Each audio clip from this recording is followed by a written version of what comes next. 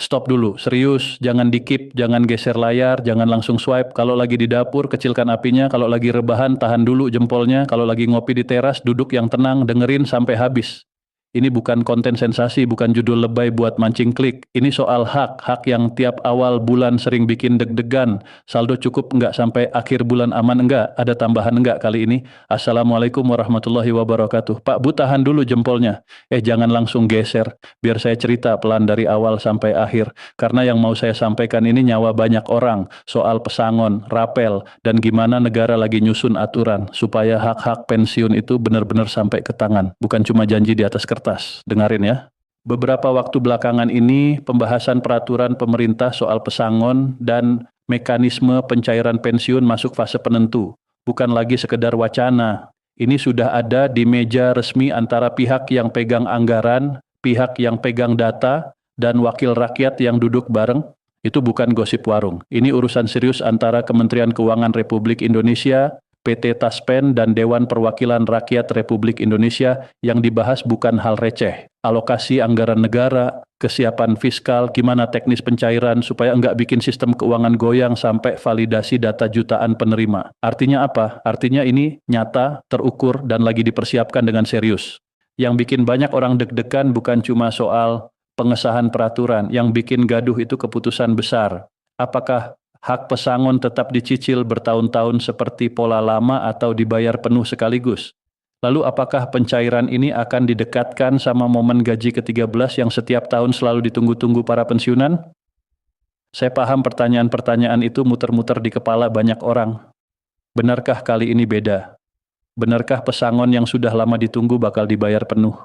Bagaimana dengan pensiunan yang sudah 10, 15, atau 20 tahun? Masuk hitungan enggak datanya, masuk sebelum hari raya atau setelah? Semua wajar untuk ditanya karena kita sudah sering berharap besar lalu pelan-pelan dikecewakan. Tapi situasinya sekarang beda, pemerintah enggak cuma ngomong doang, tahap pembahasan hampir selesai, bahkan disebut-sebut hari-hari ke depan akan menentukan hasilnya dan dituangkan dalam peraturan pemerintah yang punya kekuatan hukum.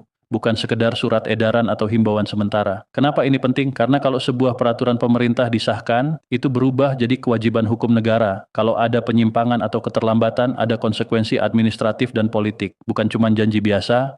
Kalau mau nangkap bayangannya, kita harus mundur sedikit dan lihat akar masalahnya. Selama bertahun-tahun, sistem pensiun kita berjalan dengan keterbatasan. Banyak pensiunan nerima pensiun yang nominasinya stagnan, padahal kebutuhan hidup naik terus. Harga bahan pokok, biaya kesehatan, segala macam naik semua. Anak cucu kadang masih butuh bantuan. Itu realita. Pesangon yang semestinya jadi sandaran masa tua sering terasa kurang. Ada yang nerima bertahap, ada yang ngerasa nilainya enggak relevan lagi. Bahkan ada yang enggak ngerti haknya sendiri. Data kepesertaan pun nyebar di banyak instansi enggak selalu sinkron. Rekening mati, alamat belum update, status keluarga belum tercatat benar, kesalahan kecil bisa bikin pencairan tertunda. Makanya pemerintah nggak bisa gegabah. Nah, di titik inilah perubahan besar lagi terjadi. Bukan cuma soal kebijakannya yang berubah, tapi cara pandangnya berubah. Isu pensiunan mulai diposisikan sebagai tanggung jawab moral negara. Bahkan dalam beberapa pernyataan terbuka, Presiden Republik Indonesia menegaskan negara nggak boleh lupa jasa mereka yang sudah mengabdi puluhan tahun. Penghargaan itu harus nyata, harus kerasa, harus sampai ke tangan yang berhak. Dari dasar pandangan inilah, wacana pembayaran pesangon sekaligus muncul kuat. Dulu, ide bayar sekaligus dianggap berisiko buat fiskal negara, tapi skema terbaru yang lagi difinalisasi lebih komprehensif. Pemerintah enggak cuma ngitung berdasar masa kerja dan golongan, tapi juga lihat usia lama sudah pensiun, kondisi ekonomi, tingkat kerentanan sosial. Dari info internal yang bocor sedikit yang bisa dipercaya, pensiunan yang sudah lebih dari 10 tahun enggak pernah nerima penyesuaian signifikan jadi prioritas utama. Artinya, negara mulai lihat manusia di balik angka, bukan sekedar statistik. Perlu jelas juga, pencairan sekaligus bukan berarti semua orang nerima di hari yang sama. Sekaligus di sini dimaknai bahwa hak itu diberi penuh dalam satu kali transfer, bukan dicicil bertahun-tahun lagi. Tapi pelaksanaannya tetap dibagi dalam batch atau tahap.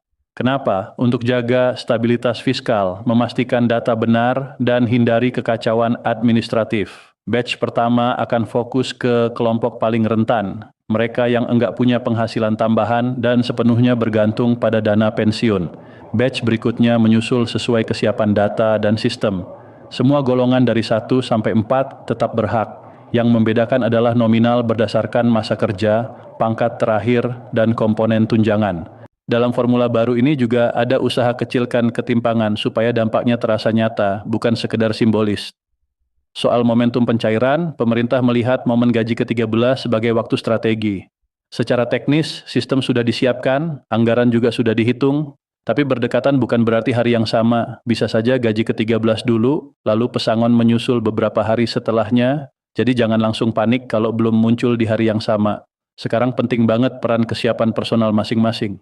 Risiko pertama, data kependudukan enggak sinkron. Risiko kedua, rekening enggak aktif atau beda nama. Risiko ketiga, informasi enggak resmi dan penipuan. Ya, perlu ditekankan enggak ada pungutan, enggak ada jalur khusus, enggak ada perantara. Ya, semua lewat taspen dan instansi resmi. Kalau ada yang minta biaya, minta OTP, minta transfer biaya administrasi, nah itu penipuan. Gunakan selalu jalur resmi.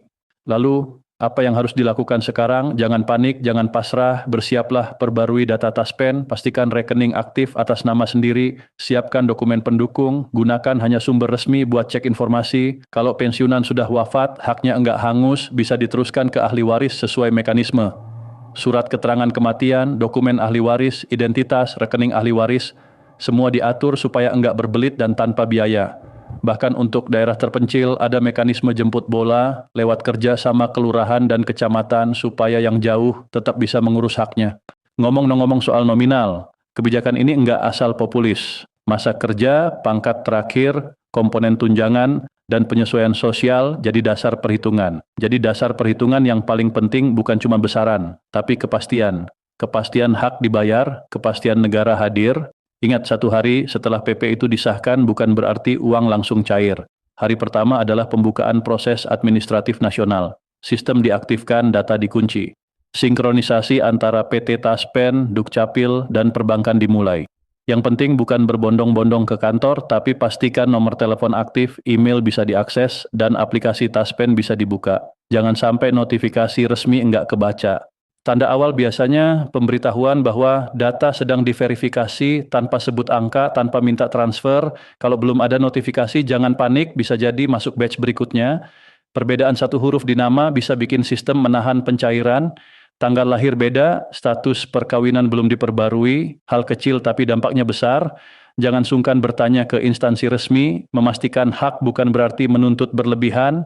Ini soal ketelitian, soal pengelolaan dana juga penting. Nerima dana besar sekaligus itu anugerah tapi juga tantangan. Jangan habiskan tanpa perencanaan. Prioritaskan biaya kesehatan, kebutuhan pokok, dan cadangan darurat. Hati-hati sama tawaran investasi cepat untung. Banyak yang kedengaran manis tapi akhirnya pahit.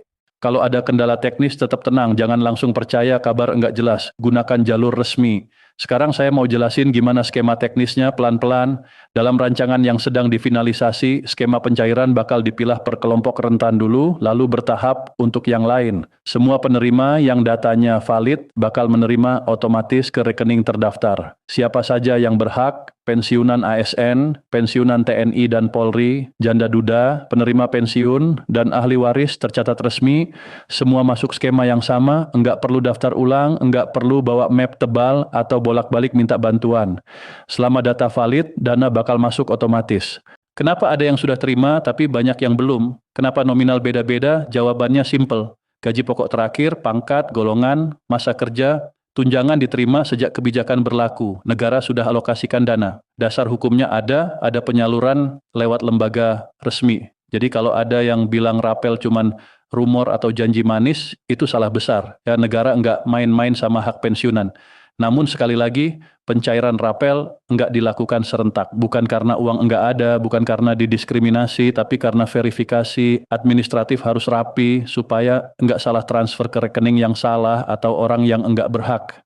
Tanda-tanda kalau rapel mulai cair biasanya simple, status verifikasi berubah aktif atau selesai. Notifikasi rekening tervalidasi, ada informasi estimasi jadwal pencairan. Penting diingat Taspen enggak pernah minta OTP atau biaya administrasi. Kalau ada yang minta itu penipuan, pastikan data sinkron, rekening aktif atas nama sendiri, dokumen siap, siapkan juga mental. Dana ini penopang jangka panjang, jangan berpesta. Jangan terlalu euforia, jangan terlalu takut, gunakan dengan bijak. Ada juga soal pensiunan yang sudah meninggal, haknya enggak hilang. Ahli waris bisa mengurusnya dengan dokumen yang diperlukan. Surat, keterangan kematian, dokumen ahli waris, identitas rekening ahli waris. Pemerintah mengarahkan supaya proses ini mudah dan tanpa biaya. Bahkan di beberapa daerah ada kerjasama dengan kelurahan, kecamatan buat jemput bola, supaya keluarga di pelosok juga enggak dipersulit. Sekarang saya mau kasih panduan praktis yang bisa langsung dilakukan oleh Pak dan Bu. Pertama, cek data di aplikasi resmi Taspen. Kedua, pastikan rekening bank aktif dan nama pemilik rekening sesuai dengan data. Ketiga, update nomor telepon dan email supaya notifikasi resmi enggak kelewat. Keempat, siapkan dokumen dasar, KTP, kartu pensiun, buku rekening. Kelima, jangan percaya info dari calo atau link acak. Keenam, jika menerima notifikasi verifikasi, baca sampai selesai, dan jangan klik link yang minta OTP. Soal tanggal yang ramai dibahas, banyak yang nyebut 15 Februari sebagai hari pencairan. Itu patokan teknis dan target, bukan jaminan semua orang cair di tanggal itu juga. Pelaksanaan tetap bertahap. Jadi kalau lewat tanggal itu rekening belum nambah, jangan panik, cek status data dulu. Negara kerja pakai data, bukan perasaan. Jangan sampai judul bombastis di video jadi beban mental. Satu hal lagi yang sering terlupakan, pengelolaan dana setelah cair. Banyak kasus orang dapat uang besar lalu langsung kebablasan, belanja besar, percaya investasi abal-abal, atau menitipkan duit ke orang yang baru kenal. Itu bahayanya. Prioritaskan pengeluaran untuk kesehatan, kebutuhan utama, utang yang berbunga tinggi, dan sisihkan cadangan darurat. Kalau mau bantu anak cucu, jangan korbankan kebutuhan sendiri demi rasa malu atau tekanan sosial. Bijak itu bukan pelit, tapi prioritas ya. Saya juga mau lurusin soal informasi yang beredar di grup-grup. Banyak informasi yang terpotong-potong, disalahartikan atau sengaja dibuat sensasional. Kalau ada berita yang terlalu bombastis dan enggak sumbernya jelas, saring dulu. Tanyakan dasar hukum atau sumber resmi. Kalau ragu, cek kantor Taspen terdekat atau website resmi. Jangan langsung forwarding. Martabat pensiunan ada di cara kita menyaring informasi, bukan di seberapa cepat kita share. Mari tarik napas sejenak. Setelah puluhan tahun Bapak Ibu mengabdi, datang pagi, pulang sore, menunaikan tugas dengan sepenuh hati. Pengabdian itu nyata. Kebijakan ini bukan sekedar angka di laporan, tapi upaya buat nunjukin bahwa pengabdian itu dihargai. Tapi hak itu juga butuh kesiapan dari kita. Jangan tunda update data, jangan abaikan notifikasi resmi, jangan percaya perantara. Dan untuk keluarga, dampingi orang tua, bantu baca notifikasi, bantu pastikan data benar. Apakah semua akan berjalan mulus tanpa hambatan? Realistisnya, proses besar pasti ada tantangan, tapi kali ini dasar hukumnya lebih kuat. Begitu peraturan pemerintah disahkan, kewajiban negara jadi jelas. Sekarang semuanya balik ke kesiapan kita. Negara menyiapkan kebijakan, PT Taspen menyiapkan sistem, dan penerima harus menyiapkan dokumen dan data. Kalau selama ini lelah menunggu, sekarang saatnya tetap waspada. Tapi berharap karena ini tanda pengabdian tidak dilupakan. Doa saya untuk Pak dan Bu, semoga Allah Subhanahu wa Ta'ala melapangkan rezeki, memudahkan prosesnya, menjauhkan dari penipuan, memberi kesehatan dan ketenangan di masa pensiun. Semoga dana yang diterima nanti membawa manfaat dan keberkahan. Wassalamualaikum warahmatullahi wabarakatuh. Stop dulu, serius. Jangan scroll, jangan pindah video. Ini penting dan bukan clickbait. Lagi di dapur kecilkan api, lagi rebahan tahan jempol. Lagi ngopi di teras, duduk sebentar, dengerin sampai habis. Ini bukan hiburan, bukan sensasi. Ini soal hak yang sering diperiksa tiap awal bulan sambil nahan napas. Apakah saldo cukup? Apakah sampai akhir bulan aman? Apakah ada tambahan? Saya mau cerita lagi. Pelan, rapi, jujur dari awal sampai akhir biar bisa dipakai voice over sampai tamat. Menjadi pensiunan itu enggak gampang. Ya. Dari luar kelihatan santai, tapi yang jalani tahu betul ini bukan masa tanpa beban. Puluhan tahun disiplin, datang pagi, pulang sore, jalani perintah negara tanpa banyak protes. Semua itu dengan keyakinan bahwa negara enggak bakal lupa. Tapi setelah pensiun, ritme berubah, seragam disimpan, gaji aktif berhenti, tunjangan kinerja hilang, yang tersisa cuma pensiun yang seharusnya jadi penopang, tapi bagi banyak orang malah jadi sumber kecemasan. Saat pemerintah umumkan penyesuaian, banyak yang mulai ngitung-ngitung. Andai benar naik sekian persen berarti bisa bernafas lega. Bayangan lunasin tunggakan, beli obat tanpa mengganggu dapur, bantu anak cucu sedikit. Itu semua harapan nyata. Tapi realitanya kadang menyakitkan. Bulan berganti, sebagian masih terima angka lama. Pertanyaan muncul, di mana rapelnya? Benar ada, kapan cair? Kita mulai skeptis karena sering kecewa. Di titik inilah isu mulai liar. Video viral, judul bombastis, grup WhatsApp jadi ramai. Ada yang bilang cair bulan ini, ada yang bilang serentak, ada yang bilang harus daftar ulang. Semua ngomong tapi sedikit yang jelasin tuntas dan utuh. Mari lurusin. Rapel kenaikan itu hak bukan sedekah. Dana rapel sudah dialokasikan, dasar hukumnya ada, penyalurannya lewat lembaga resmi bukan lewat calo. Jadi kalau nanti rapel masuk dan ada yang minta transfer atau data pribadi lewat link acak, lebih baik diabaikan. Kalau nanti rapel masuk, emosinya campur aduk, senang, lega, haru. Tapi bahaya terbesar adalah keputusan emosional. Habisin semua, tergiur investasi, cepat untung atau menitipkan uang ke orang lain. Ingat, rapel itu hak tertunda. Gunakan bijak, utamakan kebutuhan hidup, kesehatan, dan ketenangan rumah tangga. Kalau ada yang bilang tanggal pasti misalnya 15 Februari sebagai hari pencairan massal, itu patokan target teknis, bukan jaminan. Pelaksanaannya tetap batch. Kalau setelah tanggal itu rekening belum bertambah, jangan panik. Cek dulu autentikasi dan pastikan rekening aktif. Negara kerja pakai data bukan perasaan. Harapan terakhir, kalau hari ini rapel masuk, syukuri dengan tenang. Kalau belum, tunggu dengan sadar dan cek status data. Jangan jadikan satu pencairan sebagai ukuran harga diri. Hidup jauh lebih besar dari itu. Terima kasih sudah menyimak dari awal sampai akhir. Semoga ini memberi kejelasan, ketenangan, dan kekuatan. Oh ya, sedikit catatan teknis terakhir. Kalau dapat info resmi soal pencairan, cek juga perbankan dan aplikasi resmi. Kalau ada kendala, gunakan jalur resmi. Jangan percaya calo, jangan kasih data pribadi ke pihak yang enggak jelas. Dan kalau butuh bantuan administratif di daerah, biasanya ada layanan jemput bola atau kantor cabang yang siap bantu. Ingat juga proses ini sedang diatur sedemikian rupa agar data valid dan penyaluran terjaga. Jadi tetap sabar dan waspada. Sekali lagi jangan geser, dengerin sampai habis. Semoga info ini bantu Pak dan Bu untuk siap-siap tanpa panik, untuk update data tanpa ragu, dan untuk gunakan hak dengan bijak bila nanti memang cair. Wassalamualaikum warahmatullahi wabarakatuh. Yap, jangan geser dulu ya. Serius nih, ini bukan gosip kusir atau judul clickbait yang cuma bikin panik. Dengerin dulu sampai habis karena ini soal hak, soal kepastian, dan soal angka yang kalau disebut bikin semua mata fokus. 55 triliun, iya betul, 55 triliun rupiah. Angka segitu bukan angka main-main, jadi santai, tarik napas, dan dengerin penjelasan lengkapnya biar nggak salah paham dan nggak bikin ekspektasi yang keliru. Assalamualaikum warahmatullahi wabarakatuh. Bapak Ibu yang saya hormati, beberapa hari belakangan ini memang sempat rame beredar kabar soal alokasi anggaran 55 triliun yang katanya disiapkan pemerintah buat pembayaran THR tahun 2026. Nggak cuma itu, kabar ini juga dikait-kaitkan sama rapel pensiunan yang katanya bakal dibayar secara bertahap. Begitu angka 55 triliun itu disebut dalam rapat resmi bersama DPR, wajar banget kalau langsung muncul banyak pertanyaan. Beneran udah dialokasikan? Siapa aja yang bakal nerima? Kapan cairnya? Dan yang paling panas, apakah pensiunan juga termasuk? Oke, kita bongkar pelan-pelan. Pemerintah lewat pernyataan resmi di rapat bersama DPR memang bilang kalau ada anggaran sekitar 55 triliun untuk kebutuhan pembayaran THR 2026. Dana ini masuk ke dalam proyeksi belanja negara triwulan pertama 2026. Artinya ini bukan sekadar isu di WhatsApp group atau kabar berantai doang, ini sudah masuk ke perencanaan fiskal negara, tapi penting banget untuk ditegaskan dari awal.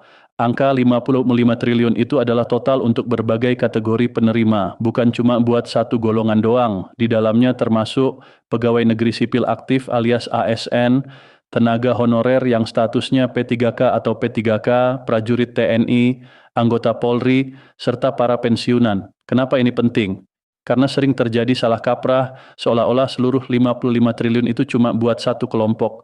Padahal sifat anggaran ini menyeluruh untuk semua kategori yang secara regulasi berhak menerima THR.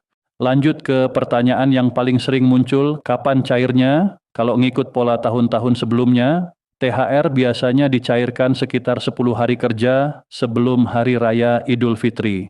Berdasarkan perkiraan kalender, Idul Fitri 2026 diperkirakan jatuh sekitar tanggal 21 atau 22 Maret 2026. Kalau perkiraan tersebut nggak berubah, kemungkinan besar pencairan THR bisa berlangsung di rentang tanggal 11 sampai 15 Maret 2026. Tapi ini penting, semua itu masih bersifat perkiraan. Pencairan tetap menunggu terbitnya peraturan pemerintah PP resmi. Tanpa PP, proses administratifnya belum bisa jalan.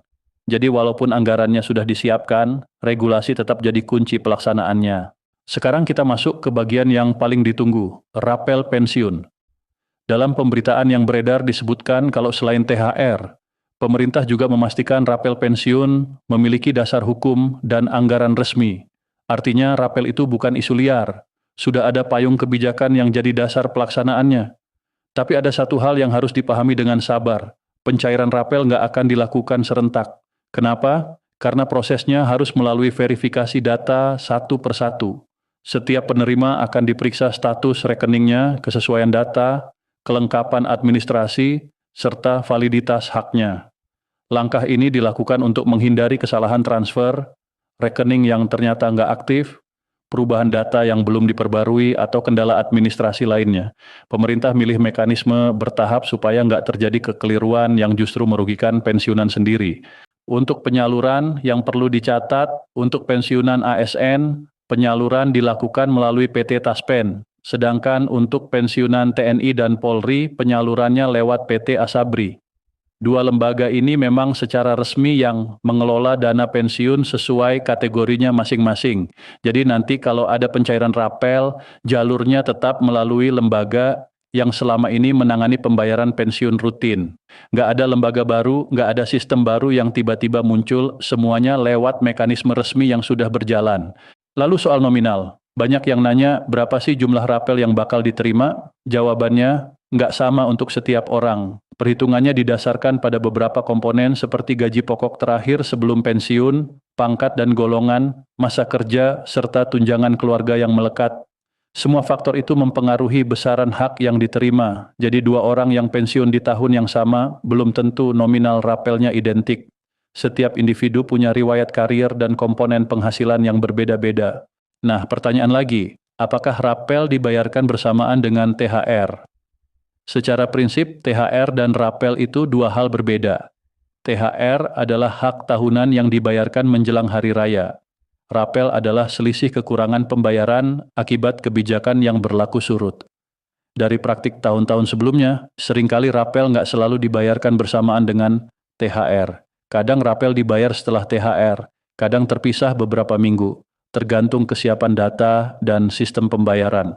Karena mekanisme perhitungannya beda, THR relatif standar, sedangkan rapel melibatkan perhitungan historis yang harus diverifikasi. Kenapa nggak langsung serentak aja? Soalnya jumlah pensiunan di Indonesia sangat besar, datanya tersebar di banyak daerah, dan kondisi individualnya bermacam-macam. Ada yang pindah bank, ada yang ganti nomor rekening, ada yang belum update data keluarga, ada yang berubah status ahli waris. Semua ini harus diverifikasi secara detail. Kalau dipaksakan serentak tanpa verifikasi teliti, risiko kesalahan transfer bisa sangat besar, dan proses koreksinya bisa makan waktu lama. Karena itu, mekanisme bertahap dipilih sebagai langkah kehati-hatian. Sekarang mari kita bicara kemungkinan skenario kalau Idul Fitri 2026 jatuh sekitar 21 atau 22 Maret, biasanya PP bakal terbit sekitar akhir Februari atau awal Maret. Setelah PP terbit, sistem pembayaran baru bisa dijalankan. Untuk THR karena sudah rutin setiap tahun, prosesnya relatif lebih cepat.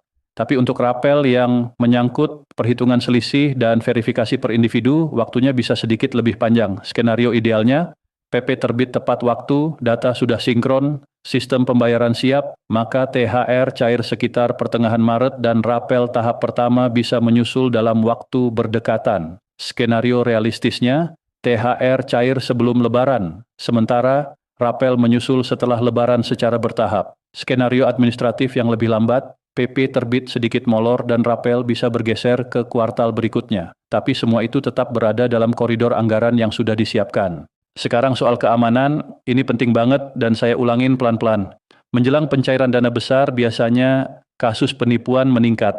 Ada orang yang mengaku pegawai Taspen atau Asabri, Ada yang minta OTP, ada yang minta PIN ATM, bahkan ada yang menjanjikan percepatan cair dengan imbalan biaya. Perlu ditegaskan, prosedur resmi tidak pernah meminta OTP lewat telepon, tidak pernah minta PIN ATM, dan tidak ada biaya tambahan dalam proses resmi. Jika ada yang minta data sensitif seperti itu, jelas bukan prosedur resmi. Itu penipuan. Jadi tolong jangan kasih info sensitif ke siapapun yang mengaku bisa mempercepat pencairan dengan imbalan uang. Kalau ragu, cek langsung ke kantor Taspen atau Asabri setempat atau kanal informasi resmi pemerintah. Dari sisi ekonomi nasional, anggaran 55 triliun ini masuk dalam belanja negara triwulan pertama 2026 yang totalnya mencapai ratusan triliun rupiah.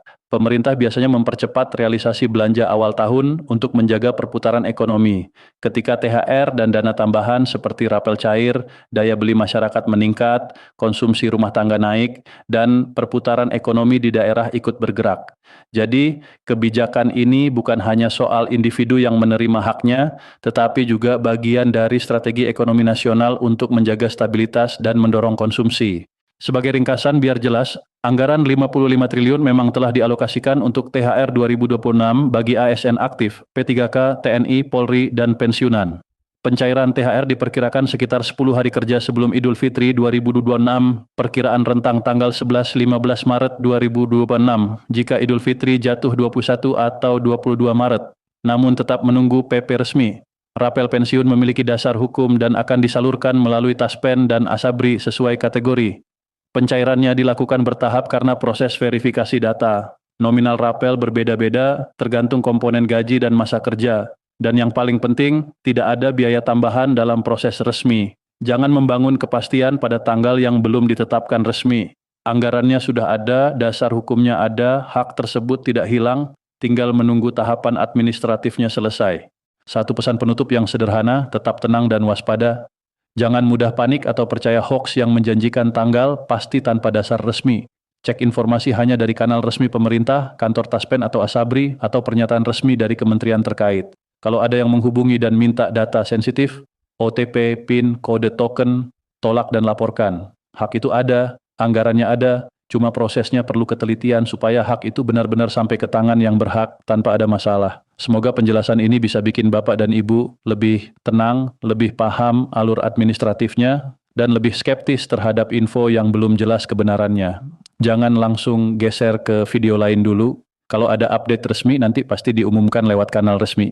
Terima kasih sudah sabar dengerin sampai akhir. Wassalamualaikum warahmatullahi wabarakatuh.